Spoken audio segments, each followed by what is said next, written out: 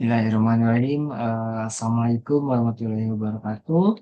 Perkenalkan, nama saya Rega Arya Ganda, mahasiswa program studi Informatika S1 dari Universitas Cyber Asia.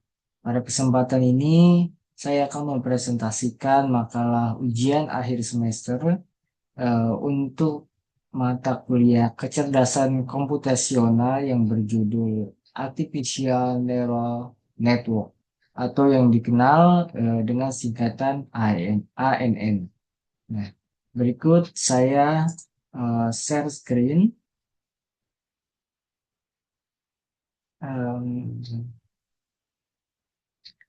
nah, yang pertama di sini jawabannya sudah diisi ya. Nah, baik kita langsung saja ke makalahnya, yaitu dengan tadi judulnya Artificial Neural Network atau disebut dengan ANN ya.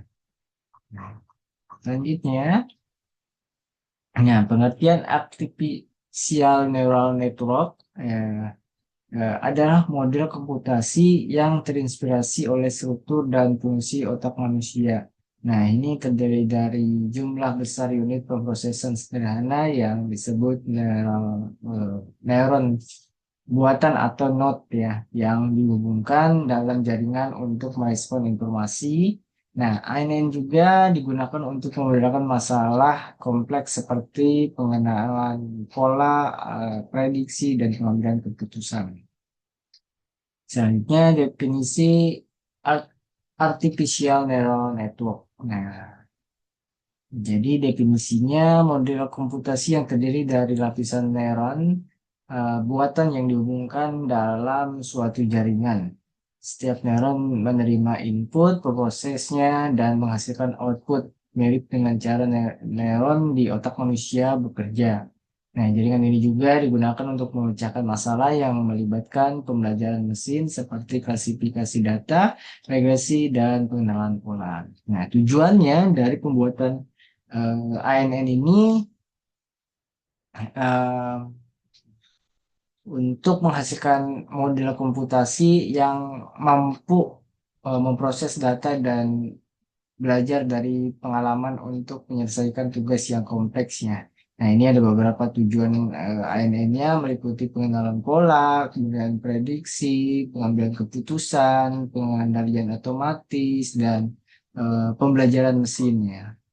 Nah, langsung saja fungsi dan karakteristiknya. Jadi fungsinya tadi ada 5 ya, dibagi menjadi 5. Yang pertama pengenalan pola. Nah, ini juga digunakan untuk mengenali pola dalam data yang kompleks. Nah, ini dapat mencakup pengenalan wajah, identifikasi karakter, tulisan tangan, atau pengenalan suara. Nah, itu ya. Nah, selanjutnya prediksi dan regresi. Nah, jadi ANN ini digunakan untuk memprediksi hasil berdasarkan data historis. Ini bisa mencakup prediksi harga saham, penjualan produk, dan peramalan cuaca. Nah, untuk klasifikasinya, data ke dalam berbagai kategori. Misalnya, dalam analisis sentimen, ANN dapat mengklasifikasikan ulasan pengguna menjadi positif, negatif, atau netral. Nah, hal ini juga digunakan dalam klasifikasi email sebagai spam atau bukan spam. Ya. Nah, selanjutnya pengolahan sinyal. Nah, seperti dalam pengolahan sinyal, suara untuk mengurangi kebisingan atau pengenalan pola dalam sinyal atau gambar, ini berperan penting untuk teknologi komunikasi dan multimedia. Yang kedua adalah pengambilan keputusannya ya. Jadi pengambilan keputusan seperti dalam sistem rekomendasi online yang menyarankan produk atau konten kepada pengguna berdasarkan perilaku mereka. Dan juga digunakan untuk kendaraan otonom yang harus membuat keputusan real time dan dalam berbagai situasi lalu lintas. Karakteristiknya di ini dibagi menjadi 7 ya. Yang pertama adalah jaringan neuron, bobot dan bias, fungsi aktivasi, pelatihan, generalisasi, kemampuan belajar mesin, dan kapasitas representasi yang tinggi. Ini selanjutnya arsitektur artificial neural network. Yang pertama single layer pitfall network ya. Ini terdiri dari dua layer yaitu layer input dan layer input di mana layer input berperan dalam menerima sinyal data input sedangkan layer output berfungsi untuk sebagai media dalam memberikan hasil outputnya. Oke. Selanjutnya multi feed forward network atau kelas kedua arsitektur ANN ya, yang dimiliki layer tambahan di antara layer input dan output dikenal juga sebagai layer hidden. Nah, layer hidden ini terdiri dari neuron hidden yang merupakan perhitungan dari layer input untuk kemudian dilanjutkan kepada layer outputnya. Gitu ya. Selanjutnya, recurrent network atau memiliki perbedaan dengan dua arsitektur terdahulu yang bersifat umpan maju ya. Dan tidak sebaliknya, ANN berulang memiliki karakteristik terdapat minimal satu perulangan atau loop umpan balik yang bertujuan untuk meningkatkan kemampuan dalam mempelajari karakter sementara dari set data yang diberikan. Nah, oke. Ya, jenis-jenisnya dari ANN ini tadi ya. Yang pertama ada Neural Network atau disingkat dengan VNN. Jenis paling sederhana ya, di mana informasi mengalir dalam satu arah dari lapisan input ke lapisan berbunyi dan akhirnya ke lapisan outputnya. Nah, selanjutnya ada CNN, Convolutional Neural Network atau HCNN ya tadi. Dirancang khusus untuk pengolahan gambar dan citra.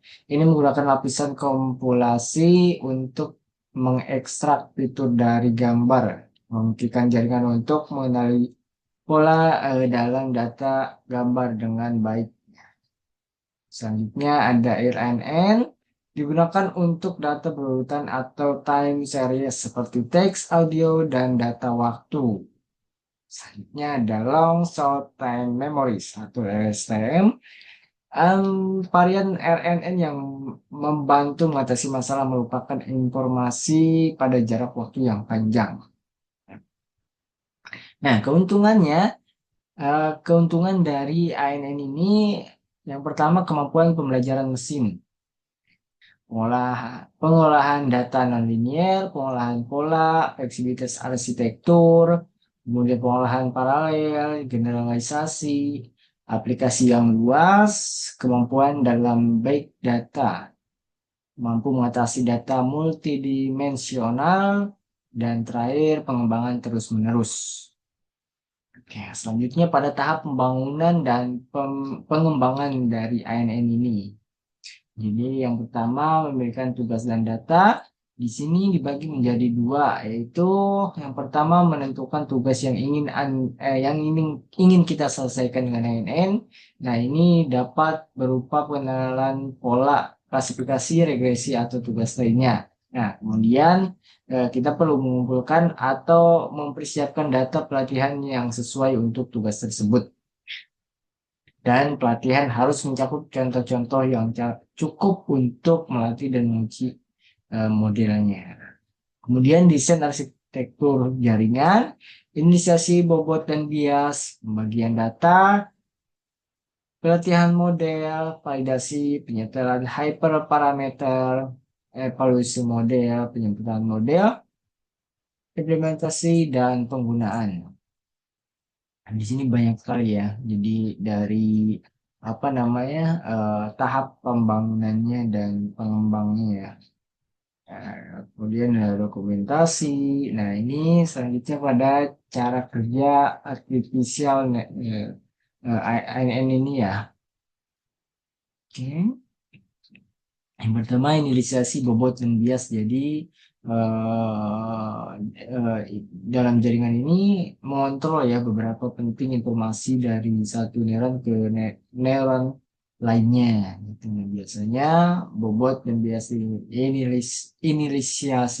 inisialisasi dengan nilai acak kecil.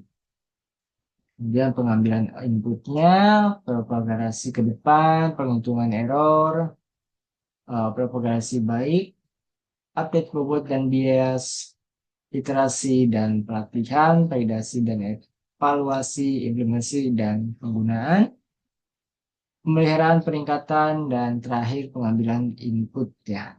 Nah,